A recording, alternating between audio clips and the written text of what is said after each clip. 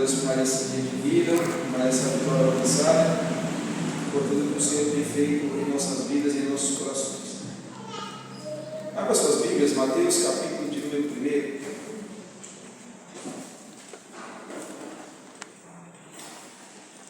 E o verso de número 20.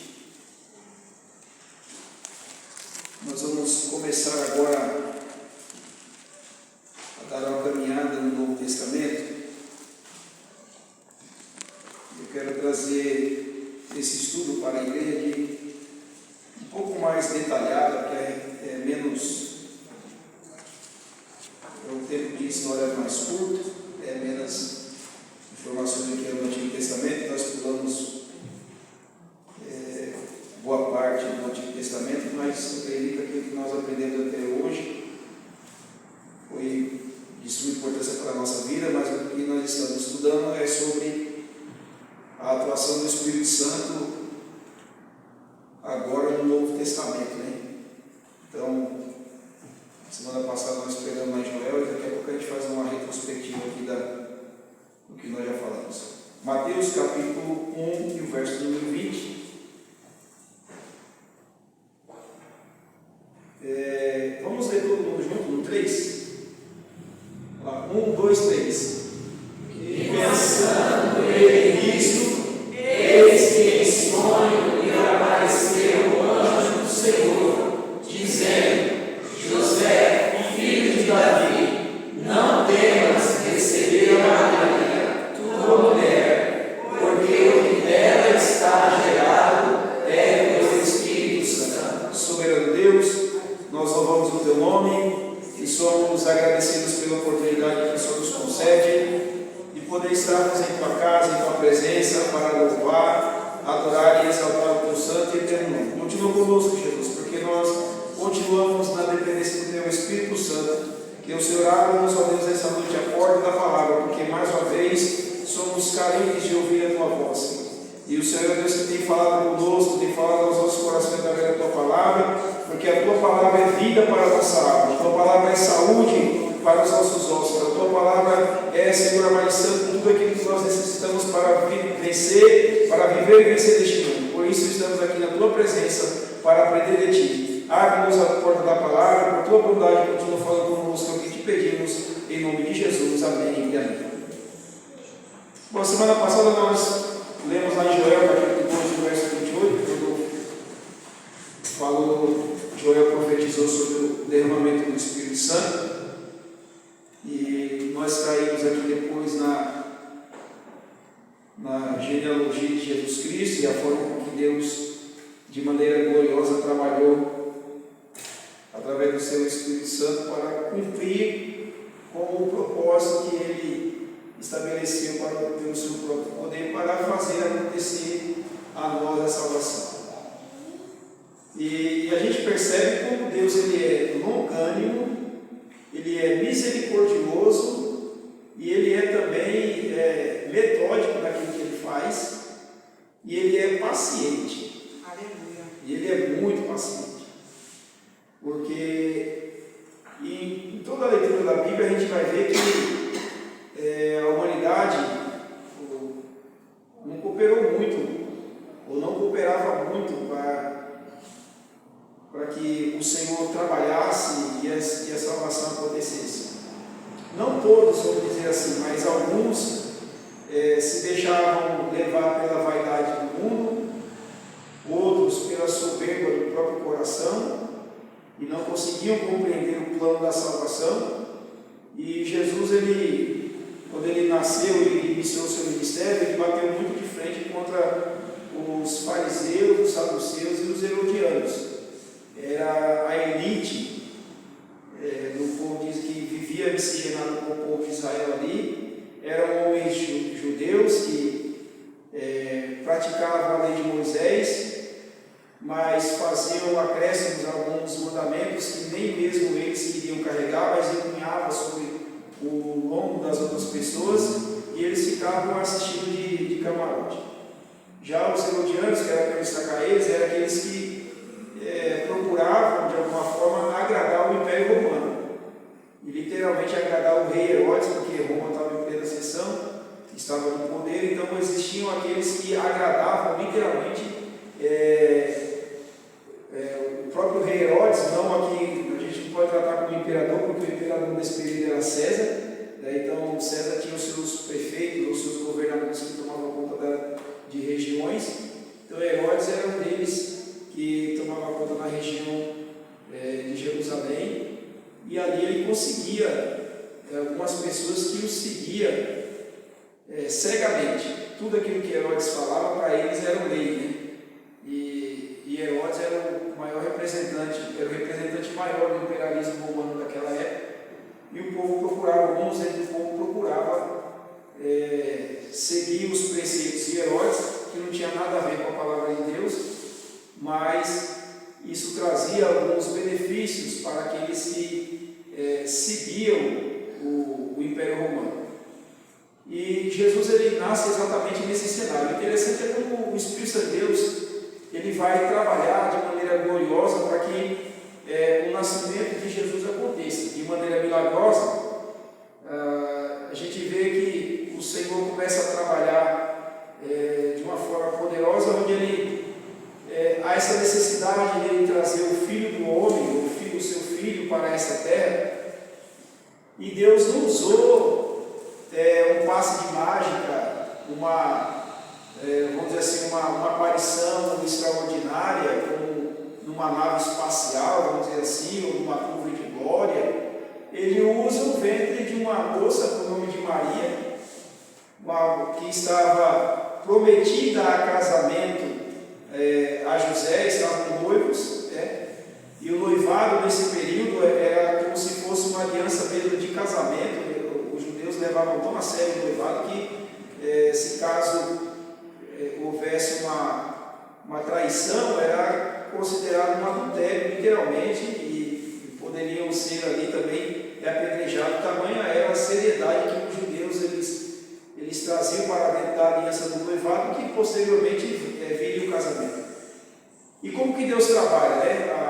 Deus trabalha da seguinte forma: ele envia o anjo Gabriel, procura Maria, ele se revela para Maria e diz que ela engravidaria do Espírito Santo, e aquela moça, num tempo bastante difícil, de uma cultura muito machista, ela recebe esta incumbência para trazer a sua vida, o seu corpo, o seu ser literalmente um portal, vamos dizer assim, para trazer o Filho de Deus para essa terra. Então Maria foi esse canal entre os céus e a terra, e seu ventre foi usado exatamente para isso, coisa que naquela época era inaceitável. Recentemente a gente anda na rua aí e você vê meninas de 12, 15 anos aí grávidas, e algumas delas até carregando o bebê no colo, e a gente acha um absurdo. Agora imagina isso há 2000 anos atrás, como que era na mentalidade do povo, uma moça 16 anos, solteira, está noiva ainda com um rapaz, solteira, e de repente aparece grávida e diz: eu estou grávida do Espírito Santo. Vamos dizer assim, uma desculpa, na nossa forma humana de analisar a coisa, é uma desculpa inaceitável. Como assim? Grávida do Espírito Santo?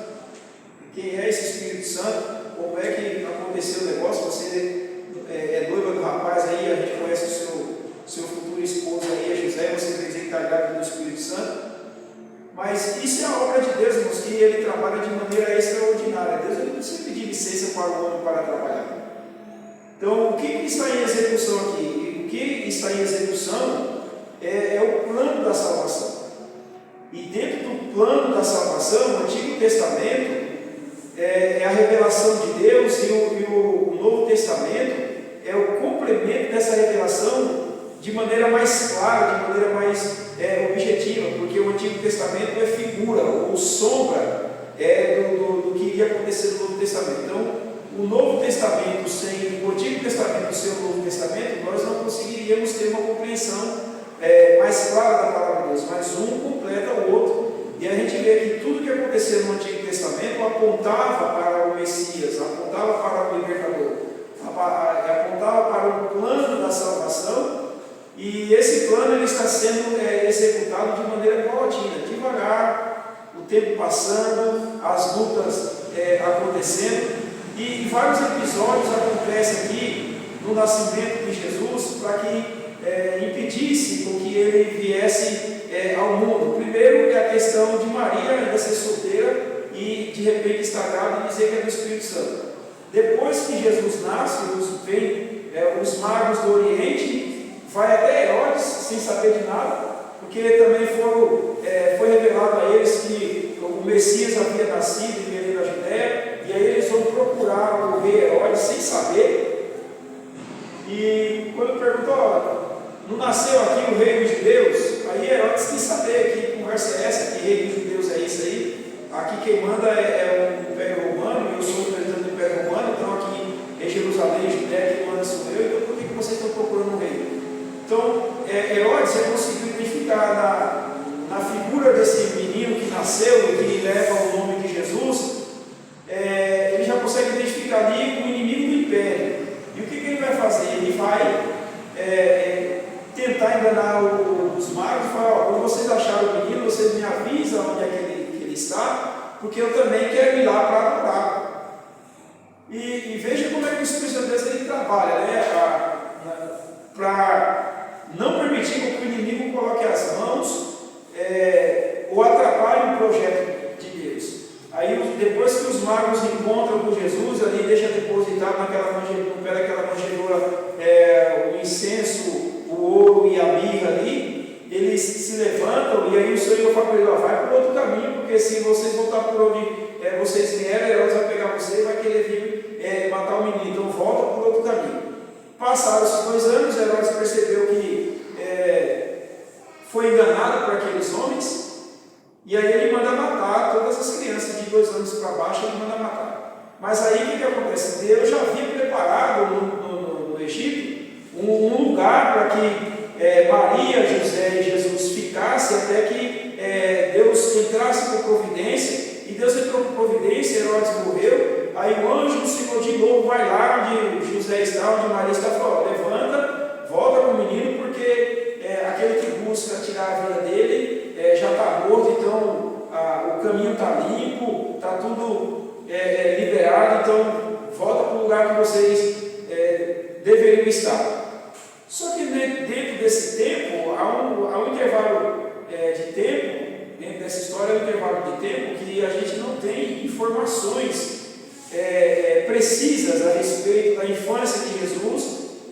A única informação que nós temos é que Jesus, quando ele completa 12 anos, há um alistamento em Jerusalém, e aí José, Maria e Jesus sobem para se alistar em Jerusalém, e de repente Jesus ele se vê no meio dos doutores com 12 anos de idade, ele se vê no meio dos doutores ali conversando e ele demonstrando muita sabedoria. Só temos informação de Jesus na Bíblia, nessa fase dos seus 12 anos, e depois parece que Jesus desaparece da história, e ele só vai aparecer quase 20 anos mais tarde, ou 18 anos mais tarde, Jesus vai aparecer.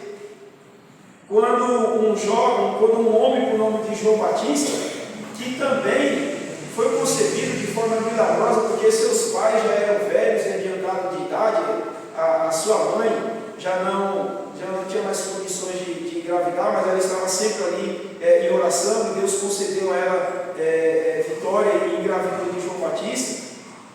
E agora esse João Batista ele começa a preparar ele vem com uma mensagem pesada, vamos dizer assim, ele vem com uma mensagem muito ríspida, muito violenta. Ele é uma pessoa que ele está pregando a palavra, e talvez as pessoas que estão nos ouvindo não conseguem compreender o que era que João Batista estava pregando, porque até então é tudo muito novo. E João Batista, quando ele aparece pregando a palavra, a graça não havia sido implantada ainda. Porque a graça ela é manifesta, mas ela só é implantada a partir do momento que Jesus ressuscita, morre e ressuscita ao 3º dia. Aí sim a graça ela é implantada. Mas todo o ministério de João Batista e o ministério de Jesus Cristo, todos eles foi cumprido debaixo da lei. E essa era a grande questão entre os judeus, porque principalmente entre os os fariseus e os saduceus, que eles não concordavam com tudo aquilo que Jesus fazia, como por exemplo, pegar um homem num dia de sábado e dar o ordem, levanta, pega a tua cama e vai para a tua casa. Não podia fazer isso. A lei não permitia ninguém fazer absolutamente nada. E os fariseus, eles sempre batiam em Jesus nessa questão. Mas é interessante que nesse intervalo de tempo, João Batista está trabalhando. João Batista está pregando essa boa nova, ou esse evangelho, só que é um evangelho que aponta literalmente o pecado da humanidade, o pecado do povo judeu. A ponto de dizer assim que o machado está posto à raiz da árvore. Toda árvore boa, ela será cuidada, mas a árvore ruim, ela será cortada e lançada no fogo. João Batista, ele vem com aquela pregação dura, ele vem literalmente batendo contra o pecado, falando coisas que custou a sua própria vida, vamos dizer assim. Quando ele simplesmente olha para Herodes, e ele olha para Herodes e diz assim: ô Herodes, não é lícito tomar a mulher do teu irmão, ou seja, você é um adulto. Agora imagina isso, irmãos, para um período de mais de 2.000 anos atrás, alguém chegar diante do império, ou do imperador, ou assim, e chamar ele de adúltero. Então, perdeu a cabeça, foi parar na cadeia, houve uma festa, e naquela festa uma moça dançou e dançou bonito, agradou a vontade de Herodes, e de repente falou: me pede que eu vou tirar o que você tem. Então, me traz a cabeça de João Batista na bandeja. João Batista não. Por quê? Mas tudo isso era um plano divino, tudo isso era um plano de Deus.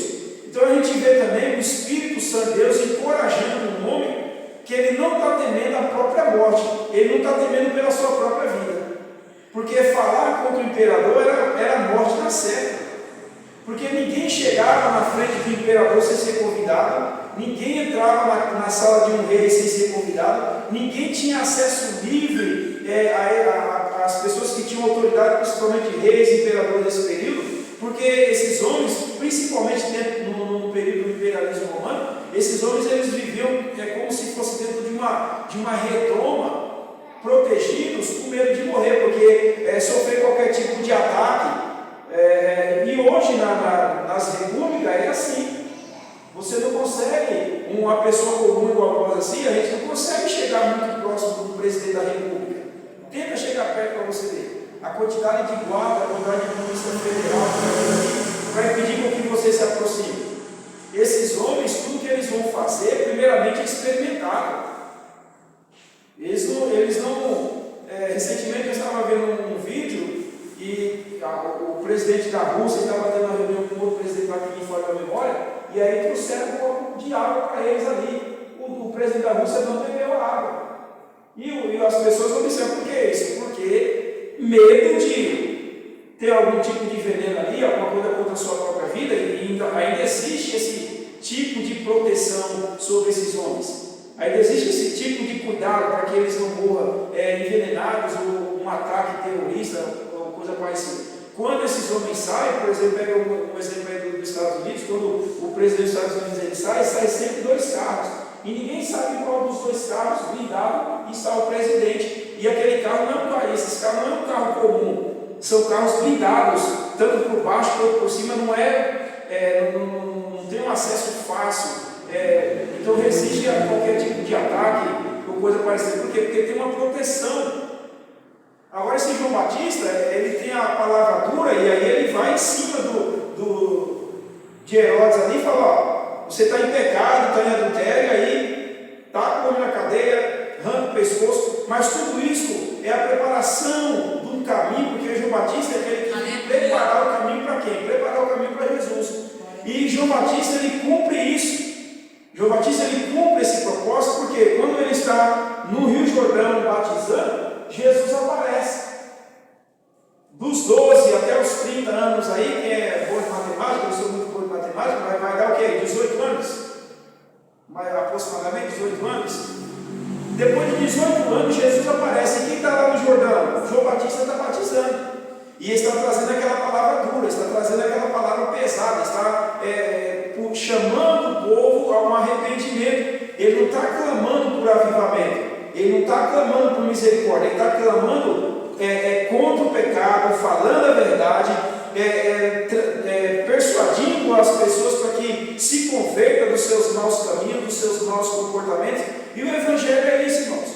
O Evangelho, quando ele começa a ser pregado, ele não vem alisando ninguém, ele não vem passando a mão no pecado. O precursor de Jesus deixa isso muito bem claro.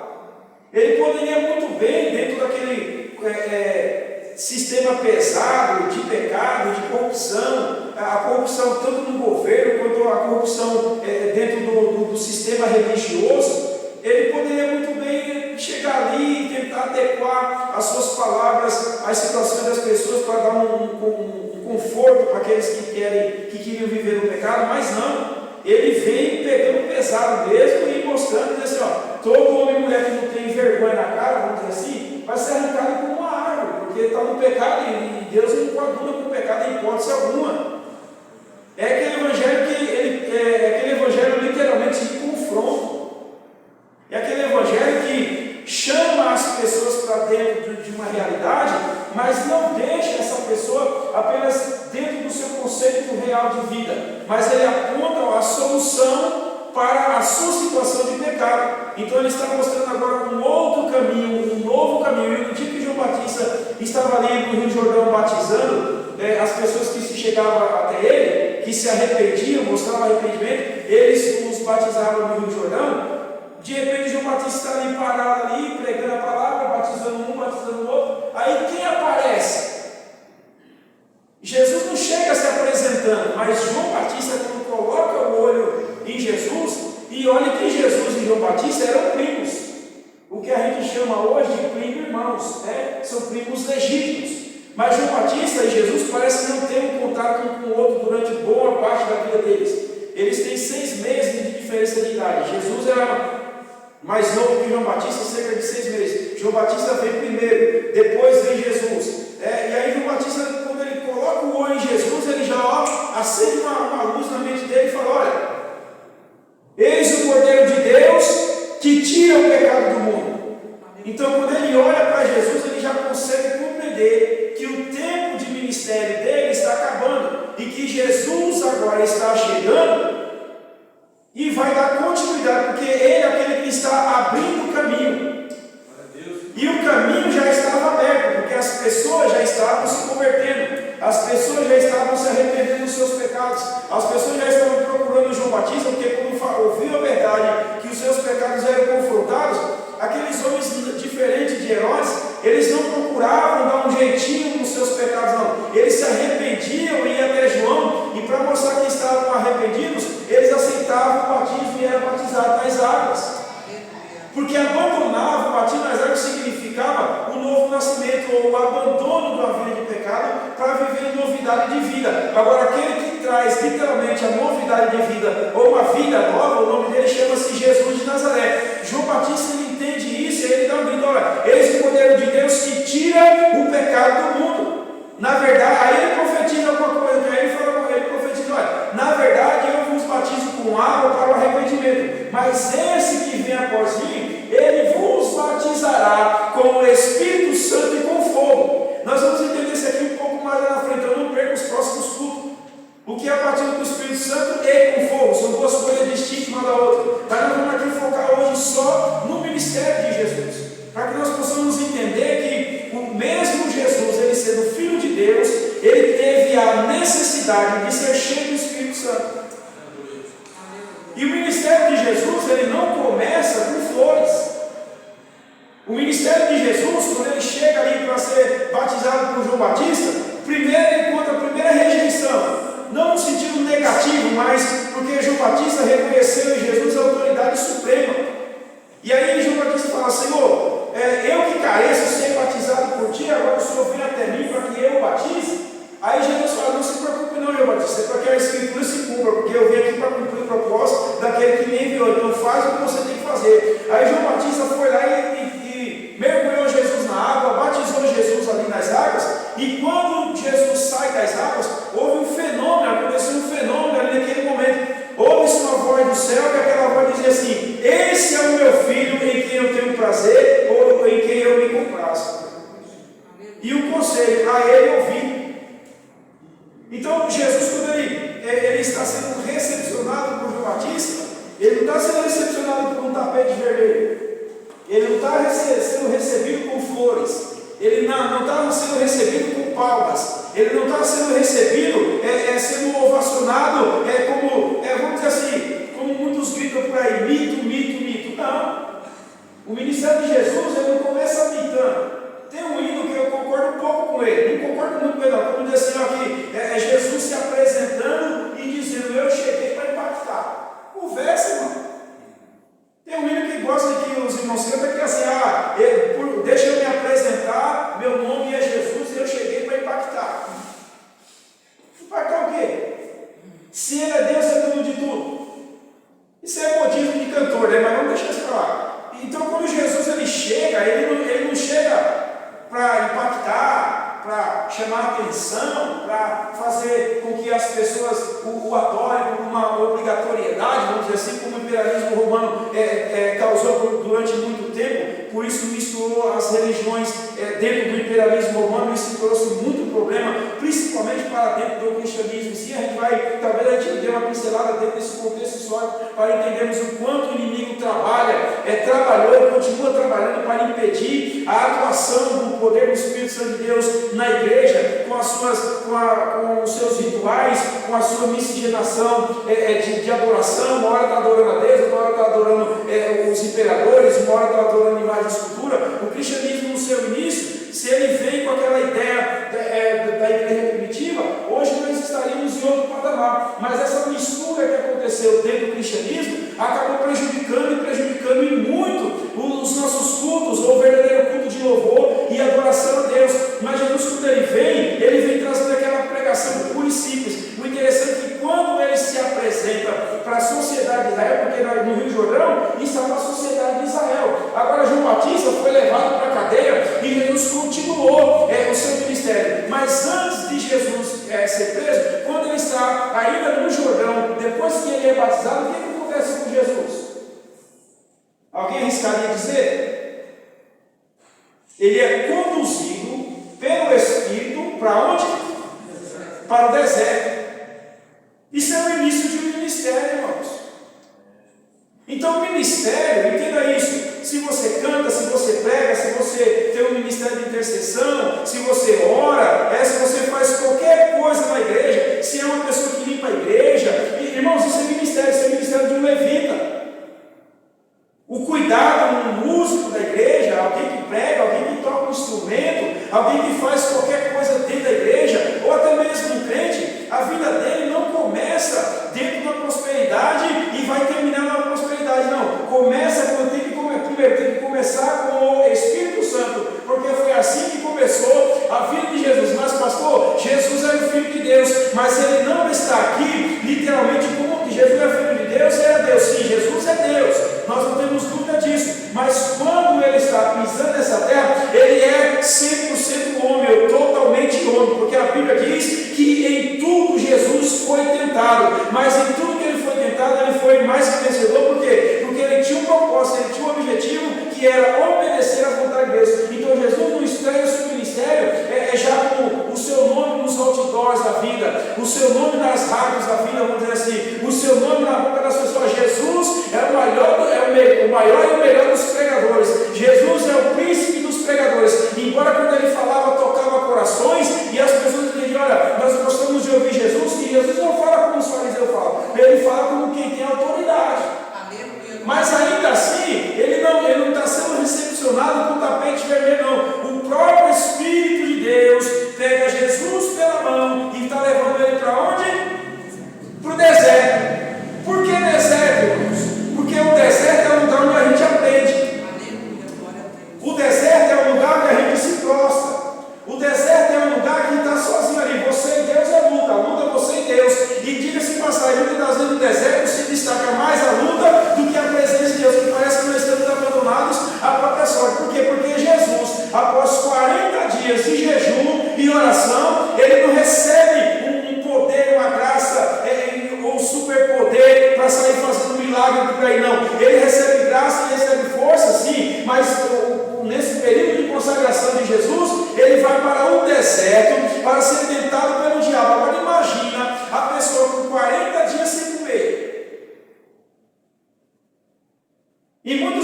aguenta ficar 4 horas sem comer, pedirá 40 dias. Se levantar de manhã e não tiver pelo menos um cafezinho preto para tomar, misericórdia. O dia parece que não passa. É assim ou não é? E não dá aquela. Porque é o jejum? Porque o jejum, irmãos, ele irrita a carne. Esse é o papel do jejum. É quebrantar a carne. Então Jesus estava com a carne quebrantada, mas ao mesmo tempo a carne fica fraca. E é exatamente na fraqueza que Jesus estava apresentando ali, das suas necessidades fisiológicas, físicas, do alimento, é exatamente onde o inimigo vai tentar Jesus para tentar fazer com que ele se prostre, com que ele adore o próprio inimigo. E quem é que está, que me chama a atenção nisso é, quem é que está conduzindo Jesus? É o diabo? Não é. Não é o diabo que está conduzindo Jesus. Então entenda uma coisa: na tua vida, quando vem um problema, quando vem a dificuldade, não é o diabo que está conduzindo você nesse caminho. Quem te conduz no meio da luta é o próprio Espírito Santo de Deus. Para quê? Para forjar o nosso caráter, para forjar a nossa fé, para colocar em nós uma fortaleza. Agora cabe a quem resistir? Nós. Porque Jesus ele foi tentado dentro das suas necessidades. E o inimigo conhece as nossas necessidades, ele sabe. Ele conhece o nosso ponto fraco, ele vai investir no nosso ponto fraco. Ele conhece as nossas manias, ele vai investir nas nossas manias. Ele conhece o que a gente coloca nos nossos olhares, ele vai investir pesado nisso. Ele sabe até que ponto vai a nossa língua para falar bem ou mal um do outro. Ele sabe, ele vai investir nisso. Ele sabe, porque isso, o Paulo chama isso de obras da carne, a lascívia, a prostituição. Aí eu abro um parênteses aqui para dizer a alguns irmãos interessante, porque o pecado está intrínseco diretamente em nós. Em Gálatas 4 fala sobre os frutos do Espírito e as obras da carne. Agora tem uma coisa, irmãos, que não é obra da carne, e ela é pior do que qualquer obra da carne. Sabe o que é? A mentira. Você pode ler lá em Gálatas capítulo 4, você vai ver que Paulo ele dá uma lista do que é as obras da carne. E não vem listado ali a mentira. Por que a mentira não sai dessa lista? Porque a mentira não é obra da carne. Porque o mentiroso é o diabo. E aquele que gosta de mentir, ele se torna filho do diabo. Filho do diabo. Então nós temos que tomar cuidado com aquilo que nós falamos. Se é verdade, amém. Se é mentira ou se você não tem certeza, fecha a boca. Fecha a boca. Porque o provérbio vai dizer que até o tolo, quando ele se cala, ele é sábio. Porque é melhor me calar quando eu não tenho certeza do que eu ficar espalhando mentira. Porque o fulano falou, porque o ciclano falou, porque o Beltrano disse isso, e o ciclano disse isso. Irmãos, isso não é nem obra da carne, isso é papel do filho do diabo. Isso é papel do filho do diabo. E Jesus, vamos voltar para Jesus aqui, deixa eu comprar. Vamos voltar para ele. Jesus está sendo tentado por ele e sendo conduzido pelo Espírito Santo de Deus. É interessante isso. Isso é o princípio do Evangelho. Os irmãos acham que essa forma de ver o Evangelho mudou? Não. Porque quando nós recebemos Jesus como Senhor e Salvador da nossa vida, esse Evangelho que veio para nós e que nos transforma, nós vamos receber as mesmas tentações. Agora cabe a cada um de nós resistir a todo tipo de pecado que nos é apresentado todos os dias. E para que nós possamos desenvolver o fruto do Espírito, que é amor, é paz, é longanimidade, é bondade, é mansidão. Isso são frutos que nós só podemos desenvolver quando nós temos o Espírito Santo. Mas esse mesmo Espírito que nos faz desenvolver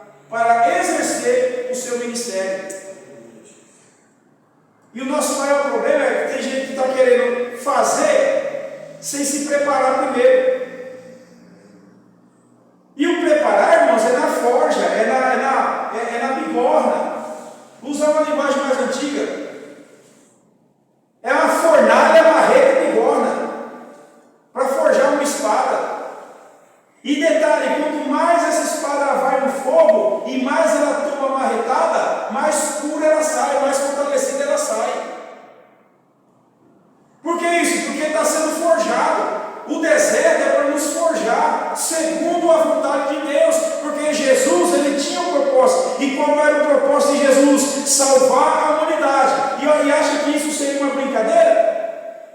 Agora, qual é o nosso propósito? O nosso propósito é glorificar, adorar e exaltar o nome desse Deus, e através da nossa vida também, pessoas venham chegar ao conhecimento dessa graça, ao conhecimento desse poder, ao conhecimento da salvação. Então, nossa vida ela tem que ser um testemunho aberto. Eu imagino quando Jesus, a Bíblia não conta, mas vamos lá, conjecturar, a gente vai conjecturar sem pegar nenhum tipo de heresia, mas vamos imaginar agora Jesus conversando com algumas pessoas e dizendo da sua experiência no deserto, o que Satanás fez para tentar contra a vida dele e qual era a resposta dele em relação àquilo que Satanás colocava para ele como propósito. E aí as pessoas ficaram naquela expectativa. E o Senhor, Jesus, o que fez? Eu resisti.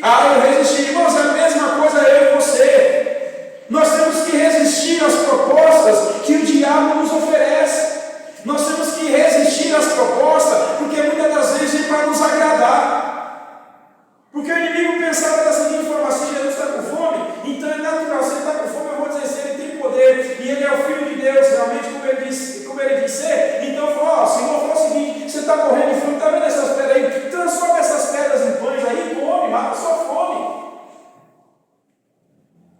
E aquilo ali não era agradável aos ouvidos do homem Jesus? Talvez sim, ou com certeza sim, pensando humanamente falando. Trazendo isso para os nossos dias, está com um problema, está com alguma dificuldade, vamos dar um jeitinho para a gente resolver esse problema aqui, nem que a gente tenha que prejudicar alguém. Vamos dar um jeitinho para que a coisa aconteça ao nosso bel prazer, porque ninguém está vendo. Então vamos fazer. Não. Jesus disse: não, nem só de pão viverá o homem, mas de toda a palavra que procede da boca de Deus. Ou seja, o recado foi dado para o inimigo: olha, eu não vim aqui, Satanás, para fazer a tua vontade, mas eu vim aqui para fazer a vontade daquele que me enviou. Então eu não vou transformar esses pães, essa pedra em pão, porque eu sei a quem eu estou servindo e eu tenho propósito, eu tenho um objetivo, e eu vou dele até o fim. Mas o Senhor quer conquistar o mundo, então tá bom. Aí o inimigo pega Jesus, transporta ele no mais alto do pináculo do templo e mostra para ele as grandezas do mundo, as riquezas do mundo. Já que você quer salvar o mundo, e você está dizendo para mim que vai salvar o mundo, então se você se prostrar e me adorar, eu já entrego o mundo na sua mão de bandeja. Para com isso. São propostas que o inimigo faz que são bonitas. E aí o homem Jesus, vamos imaginar da seguinte forma, ficou tentado. E não é que é verdade, isso vai vir fácil para a minha vida, vamos pensar na cruz? Então eu não vou nem precisar passar pela cruz. Ora, não estou pregando heresia, porque a Bíblia diz, Paulo diz aos Efésios assim, que Jesus, ele esvaziou-se a si mesmo. Ele assumiu a forma de servo. E como servo ele foi tentado. Como eu e você somos tentados todos os dias, Jesus também foi tentado. E agora está sendo tentado o quê? Na glória humana. Se prostra e adora, que eu te dou o mundo para você. Você não precisa ir para uma cruz. Já viu aquele tipo de pessoa que está na igreja e ele busca no evangelho facilidade, e quando ele não encontra, ele se frustra e vai embora? Porque ele achou que ia ficar rico, porque ele achou que os problemas iam acabar, porque ele achou que a glória do mundo ia ser tudo dele, porque ele ia orar e Deus já ia fazer um milagre. Ele nunca vai enfrentar mais uma doença, nunca mais vai enfrentar uma dificuldade, nunca mais vai enfrentar um desemprego, nunca mais vai enfrentar uma enfermidade na casa, seja qualquer enfermidade que for, um câncer, uma gripe forte, uma pneumonia. Não, quando eu aceitei Jesus foi para resolver meus problemas. Então errou de endereço. Errou de endereço. Aí quando esse tipo de pessoas eles erram de endereço, eles se frustram. Porque ele acha que o evangelho para ele é uma decepção. Porque Jesus não fez o que prometeram para ele. O João Batista está pregando não está pregando glória, ele está pregando contra o pecado e mostrando o arrependimento, o caminho do arrependimento. Arrependemos e convertemos para que sejam apagados os vossos pecados. E assim chegue na vida de vocês um tempo de refrigério, ou seja, se arrependa que o pecado é apagado, e aí o refrigério do Senhor desce sobre a vida de vocês, e o refrigério é o quê? É o alívio, é o Salmo 23, o Senhor é meu pastor, nada me faltará, deitar-me faz em verdes passos, guia-me mansamente às águas tranquilas, e refrigera a minha alma, ou seja, dá descanso em meio à luta, dá descanso em meio à adversidade. Ele não diz que a luta vai acabar, mas ele está dizendo assim, no meio da luta vai ter vitória, ele está dizendo que a enfermidade vai acabar, ele está dizendo que se houver enfermidade, vai haver cura, e detalhe, se a enfermidade for a morte, irmãos, em tese, melhor ainda, porque aí acaba tudo aqui, e vamos estar eternamente com ele, ali acabou o problema, acabou a dificuldade, porque nós estamos nessa vida aqui, irmãos, apenas um momento, apenas um instante, porque há uma eternidade que nos espera, e nós temos que confiar nisso, e dependendo do que passamos aqui, a nossa fé tem que estar no Senhor. Então caminhe junto com o Espírito Santo, lado a lado, dentro do teu coração, sabendo que a luta, a dificuldade, o problema sempre vai fazer parte da vida daqueles que é fiel ao Senhor, mas a certeza é que a vitória chega em nome de Jesus quando nós resistimos a Deus, porque a Bíblia diz assim, sujeitai-vos pois a Deus e resistir ao diabo, e ele fugirá de vós. Agora, quando o crente não anda com o Espírito Santo, sabe o que acontece? É ele que foge do inimigo. Foge como? E às vezes, eu estou dizendo aqui, às vezes não é nem por uma manifestação demoníaca no ambiente, não. Ele foge do inimigo quando ele está correndo da luta. Aí, essa luta não é para mim, não. Deixa esse negócio de ser crente para lá, eu vou abrir mão de tudo, vou esquecer tudo, chega. Não, irmãos, nós aceitamos Jesus foi para ir para o céu. Porque o maior preço Jesus já pagou. E ele está cumprindo o plano de Deus aqui, conforme Mateus capítulo 3, do verso 3 a 17. Vamos ler um pouco de Bíblia aí? Agora eu vou. Mateus capítulo 3, do 13 a 17. Diz assim, ó. 3:13. Então veio Jesus da Galiléia ter com João junto do Jordão para ser batizado por ele. Mas João opunha-se dizendo, eu careço de ser batizado por ti, vens tu a mim?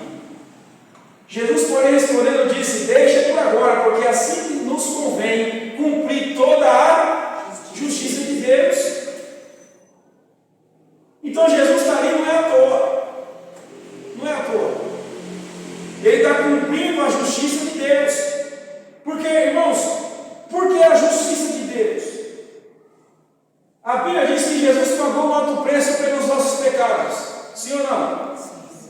Você já parou para se perguntar para quem Jesus pagou esse preço? Alguém arriscaria me dizer? Por nós. Ele pagou por nós, mas quem recebeu? Deus. A justiça de Deus, o próprio Deus. Então se engana aquele que pensa que Satanás tem alguma autoridade sobre a nossa vida. O inimigo, irmãos, ele só trabalha por dois motivos na vida do ser humano. Um, quando ele acha legalidade, que a pessoa dá lugar para ele trabalhar. E outro é quando Deus permite. Quando o homem ou a mulher dá lugar para o inimigo trabalhar, ele vai entrar e vai fazer bagunça. Mas quando essa pessoa ela entrega a sua vida a Jesus, o inimigo perde o acesso. Ele não tem o direito de chegar perto, irmão Gerson. Porque sobre você há um selo do Espírito Santo, há um certificado, há um carinho na tua vida, na tua alma, que ele fala, nesse aí eu não posso tocar, nesse aqui eu não posso nem passar, nem perto da casa dele. Por quê? Porque ele tem a presença do Espírito Santo de Deus na vida. Mas aquele que não tem Jesus na vida, irmãos, ele está vulnerável à vontade do inimigo. Quanto mais ele peca, mais ele sente prazer no pecado e mais ele se afunda no pecado. Mas aquele que tem Jesus não, por quê? Porque Jesus pagou o preço a Deus por nós. Então o inimigo ele não tem acesso à nossa vida, à nossa alma. É quando ele acha legalidade ou quando Deus permite, por algum motivo,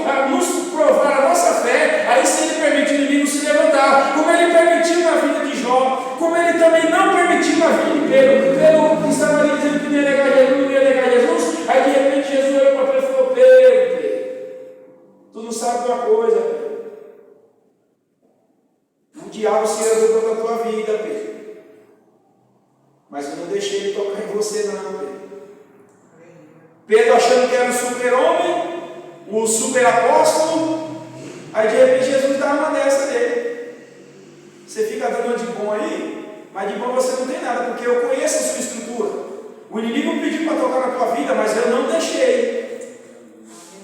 Então significa que ele só age na nossa vida quando Deus permite. Ele pode aparecer assim para te assustar, para colocar medo, para mostrar para você que ele é poderoso, mas é nada, irmão. Por isso que nós temos que andar com a presença do Espírito Santo de Deus em nossa vida e em nossos corações, porque quando o inimigo se pintar grande na tua frente, você vai dizer assim, ó, maior é o Deus que está comigo, Satanás. Então você vai sair em nome de Jesus. É Davi, o gigante Golias. Talvez você é um Davizinho aqui, ó, mas não sabe a força que você tem, porque você tem um Jesus que está dentro de você. Pelo Espírito Santo de Deus, ele te dá autoridade para você expulsar os demônios, curar os enfermos, falar em línguas. É essa autonomia e autoridade que nós recebemos de Jesus quando nós andamos com o Espírito Santo de Deus, porque ele habita em nós. Então o inimigo não tem força, porque o preço já foi pago. Já foi pago para quem? Para o próprio Deus. Não é o inimigo que recebeu como se tivesse, estava lá de um lado a humanidade sendo leiloada, de um lado Jesus brigando por um preço e negociando com Satanás, eu vou te dar tanto e você libera eles. Não, irmãos. Porque o inimigo da nossa vida, ele é tão vítima do inferno como qualquer pessoa que pode estar descendo para lá nesse momento. E se ele pudesse dar o inferno todo para ter a glória que ele tinha, ele daria. É por isso que o inimigo, ele odeia o ser humano. Ele faz as propostas dele. E como é que o inimigo trata aqueles que são seus adeptos? De cavalo. Esse é o meu cavalo. É assim que ele trata. Mas o nosso Deus não. O nosso Deus nos trata de servo. Depois da qualidade da situação de servo, ele nos coloca no patamar de filhos. E depois do patamar de filho, ele nos coloca no lugar de herdeiro. E depois no lugar de herdeiro, nós também somos cordeiros. Então nós somos herdeiros de Deus e cordeiros com Cristo, porque somos servos de Deus, somos filhos de Deus, lavados e remidos pelo sangue de Jesus Cristo. Então o diabo não pode tocar na nossa vida, desde que nós andamos em mãos dadas com o Espírito Santo de Deus, orientado por Ele, vigiando em todo o tempo. A justiça foi cumprida, Jesus cumpriu, pagou o preço para a justiça de Deus, para que nós tivéssemos hoje um livre acesso a esta palavra que nós estamos ouvindo hoje, porque antigamente nós não tínhamos, porque vivíamos no pecado, mas hoje essa palavra entrou no meu, entrou no teu coração e nos transformou, e pela graça nós somos salvos por meio da fé, e isso não é de nós mesmos, é um dom divino, é um dom de Deus que Ele nos dá para salvar a nossa vida do lago do fogo e do inferno, porque era para lá que nós estávamos caminhando. Mas Jesus, no meio do caminho, nos encontrou, pagou o preço diante de Deus, e nós temos o direito hoje de entrar aos céus. Por quê? Porque Jesus pagou um alto preço por nós. Jesus foi conduzido pelo Espírito Santo para ser tentado no deserto. Nós já falamos sobre isso aqui, Mateus capítulo 4, do verso 1 ao 10. Mas Jesus, sendo filho de Deus, ele precisava ser ungido, e ele foi ungido pelo Espírito Santo. Foi. Porque eu estou falando do Jesus homem, não do Jesus ressuscitado. Porque Jesus ele veio para dar um exemplo. Mas pastor, vamos lá na Bíblia? Atos capítulo de número 10, do verso 36 a 38. Atos 10, do 36 a 38. Aí nós já vamos encerrar. A palavra que ele enviou aos filhos de Israel, anunciando a paz por Jesus Cristo. Este é o Senhor de todos. Esta palavra, vós bem sabeis, veio por toda a Judéia, começando pela Galiléia, e depois do batismo que João pregou. Como Deus ungiu a Jesus. Então, o nosso Jesus, o homem Jesus, ele foi ungido por Deus. Por quem? Com o quê? Melhor dizendo, com o Espírito Santo. Então aquele episódio ali do Jordão não foi apenas uma aparição qualquer de Jesus. Naquele dia estava iniciando-se na vida de Jesus o seu ministério. E Jesus precisava ser cheio do Espírito Santo. Agora tem crente que ele não quer saber de orar, nem de jejuar, nem de consagrar. E quer ser cheio do Espírito Santo. Nós estamos pregando aqui, ensinando a atuação do Espírito Santo sobre o Antigo Testamento e agora a atuação do Espírito Santo no Novo Testamento. Para que o Espírito Santo de Deus ele haja na igreja, há essa necessidade de uma oração, há uma necessidade de consagração, há uma necessidade de busca, há uma necessidade de quebrantamento. Jesus vai se quebrantar no jejum e na oração, ele vai se apresentar a João Batista no Jordão, e quando ele está sendo batizado, ali ele desce sobre ele o Espírito Santo de Deus, e ali ele é batizado. Vamos dizer assim, que ele é batizado com o Espírito Santo, ele é cheio da graça de Deus ali, e só depois que ele é cheio da graça de Deus, ele é conduzido pelo deserto para ser tentado pelo diabo, ele vence a tentação. Então tem muito crente que está perdendo na luta, está perdendo na adversidade, porque ele não está cheio de Jesus, ele não está cheio do Espírito Santo, ele está mais louco do que uma garrafa vazia. Por quê? Porque não busca, não consagra, não ora, não lê a palavra, não se alimenta da palavra. Então ele está vazio e não procura se encher. Mas eu quero nessa noite, em nome de Jesus, que esse tempo que nós passando aqui estudando sobre isso, que nós colocamos na nossa mente, nos nossos corações, que nós precisamos orar, nós precisamos buscar, nós precisamos consagrar a nossa vida para sermos cheios do Espírito Santo de Deus, porque o nosso maior exemplo aqui é Jesus. Jesus é o nosso maior exemplo, do homem que foi cheio da graça, cheio do poder de Deus, para cumprir o seu ministério. Então você tem um ministério, é pregação, é regência, é tomar conta de conjunto, ore, consagre, é louvor, então ore, consagre, seja cheio. Você já tem um ministério que é ser crente, então você precisa pregar a palavra de Deus para as outras pessoas e tem que estar cheio do Espírito Santo, porque pode correr o risco, quando você estiver pregando para alguém, a pessoa cair possessa e você vai fazer o quê? Vai correr o diabo ou vai para cima dele para expulsar em nome de Jesus? Mas o crente cheio do Espírito Santo de Deus, ele não teme, ele vai para cima. Por quê? Porque ele sabe com quem ele anda e quem anda com ele. Nessa noite, e nós precisamos sair daqui convictos que precisamos andar de companhia do Espírito Santo, porque sem ele nós nada poderemos fazer, mas com ele, é como o apóstolo Paulo diz, eu posso todas as coisas naquele que me fortalece. Por quê? Com o Espírito Santo. Porque ele é a nossa força. Ele é a nossa força. Então Deus ungiu a Jesus, ungiu a Jesus de Nazaré com o Espírito Santo e com poder. Agora, por que o poder? Porque o poder, irmãos, é exatamente a ação de operar milagre. É a ação de orar para o enfermo e a enfermidade ser curada. Poder é a ação de colocar a mão sobre a enfermidade sair. Poder é a ação de cair alguma pessoa endemoniada perto de você ir lá, não precisa nem colocar as mãos, de longe você expulsa o demônio. Isso é poder.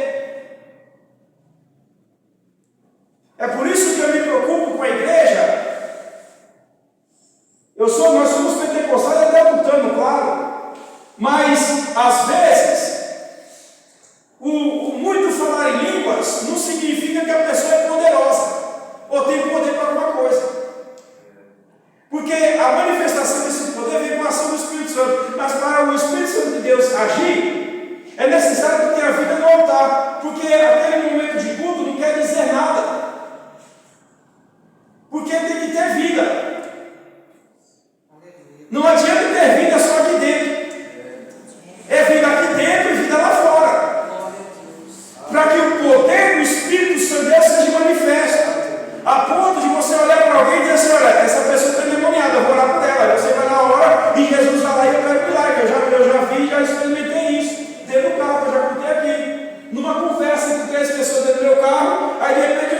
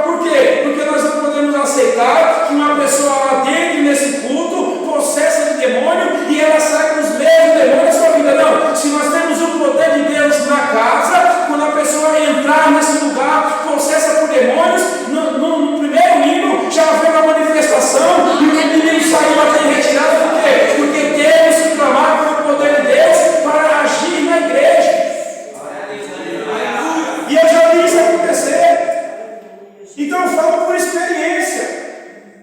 De estar num culto e de repente alguém pediu oração, uma hora para outra, a gente vai orar, aí chama a pessoa na frente, a pessoa cai endemoniada, ela sai liberta e curada. Porque tem doença que ela é espiritual, mas temos que ter o poder de Deus na igreja, temos que ter o poder de Deus na nossa vida. Isso aqui não depende apenas do pastor da igreja. Claro que aqui em cima tem que ser um exemplo, mas é todos nós, desde o púlpito até a porta, cada um de nós temos que ter essa responsabilidade de buscarmos o Espírito Santo de Deus, ser cheio do Espírito Santo de Deus e cheio do poder de Deus, para não temermos as adversidades desse mundo e muito menos correr quando alguém cair em processo na nossa frente e expulsar. Vamos lá, para terminar. O qual andou fazendo bem, curando a todos os oprimidos do diabo, porque Deus é com ele. Ora, havia necessidade do apóstolo escrever isso aqui? Porque aí é Pedro dizendo isso aí, se não me fala a memória. É Paulo, né? É Paulo. Havia necessidade de Paulo escrever isso aí? Que Deus era com Jesus? Se nós formos pensar no conceito humano, né, o divino, não havia. Porque Jesus é Deus. Mas Jesus veio como um homem. E como homem ele cumpriu o papel. E Deus ungiu ele com seu Espírito e colocou sobre Jesus autoridade e poder. E Jesus operou milagres. O seu ministério foi marcado por milagres. E quantos milagres a gente não vê mais? Nem na nossa própria casa, às vezes, ou muitas das vezes, ou na maioria das vezes. Clamamos pelo mesmo problema. 10 anos, 12 anos, 13 anos, 15 anos, e a coisa não acontece. Será que Jesus mudou? Ele é o mesmo ontem, hoje e eternamente. O que nós precisamos fazer é nos submeter à vontade de Deus. Projeta aí o último versículo, Hebreus capítulo 1, versos 5 e 6. Hebreus 1, versos 5 e 6. E vejam o que Jesus conquista após cumprir o seu propósito. Porque a qual dos anjos disse: jamais, tu és meu filho, hoje te gerei. E outra vez eu lhe serei por pai, e ele me será por filho. E outra vez, quando introduz no mundo o primogênito, Jesus, ele foi introduzido ao mundo pelo Espírito Santo de Deus no ventre de Maria, diz: e todos os anjos de Deus o adorem. Para esse texto percebe. E outra vez, quando introduz no mundo o primogênito, diz: e todos os anjos de Deus o adorem. Para Jesus chegar nesse patamar, não foi brincadeira. Queremos chegar ao céu, não é de qualquer jeito. Temos que buscar a presença do Espírito Santo, e ele continua atuando. Amém? Vamos colocar de pé, fazer a Deus oração.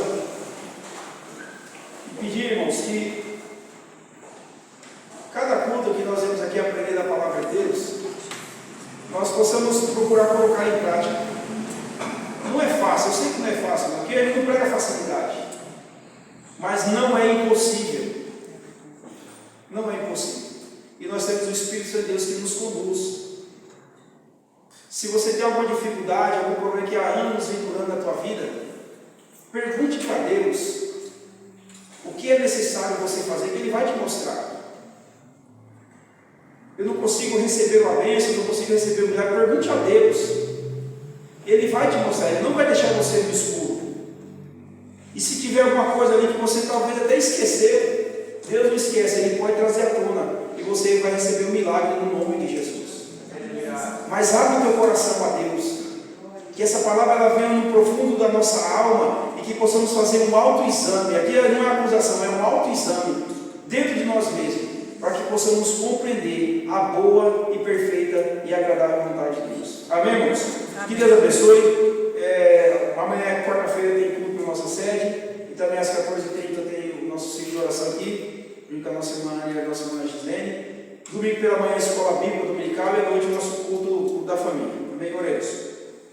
Pai querido, nós te louvamos, adoramos e bendizemos o teu nome. Senhor, nós queremos glorificar a Ti pela vida e a saúde que o Senhor nos traz. Nós falamos sobre a pessoa do Teu Espírito Santo, Senhor, de maneira bastante sucinta, mas já é o suficiente para que possamos entender que sem o Teu Espírito nós nada somos, nada podemos fazer, Jesus.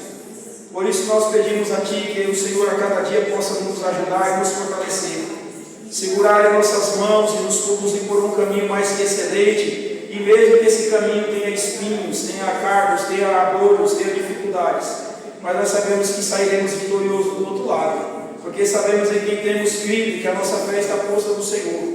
Nos ajuda, Senhor, a desenvolvermos o fruto do Teu Espírito Santo a cada dia, porque para andar contigo há necessidade de desenvolvermos esse fruto, que é o fruto do Teu Espírito. Nos ajuda, porque sem a Tua ajuda nós não conseguiremos fazer, Jesus. Mas contigo nós temos a certeza que somos mais que vencedores. Ajuda-nos a guardar a Tua palavra, Senhor, em nossos corações, para não pecar contra Ti, Senhor, para que a nossa vida esteja sempre diante do Teu trono, diante do Teu altar, Pai querido e santo. Para a louvor e glória do Teu santo nome é que nós clamamos a Ti. Nos ajuda, nos fortalece, nos renova. Ó Deus amado e santo, fortalece aquele que está com a sua fé desvanecida. Ó Deus, renova as forças daquele que já não tem nenhum vigor. Ó Deus, batizando com o Espírito Santo, renovando, trazendo paz, trazendo alegria na alma, trazendo um verdadeiro despertamento, Senhor Jesus, para que possamos experimentar o avivamento que vem através da Tua palavra. Nós te louvamos por tudo e somos gratos a Ti por tudo, em nome de Jesus. Amém e amém. Que a graça do nosso amado Senhor e Salvador Jesus Cristo, que o grande amor de Deus nosso Pai, que a doce comunhão e consolação do Espírito Santo esteja com todos e todos permaneçam hoje e sempre juntos. Vamos dizer amém. Irmãos, só um instantinho.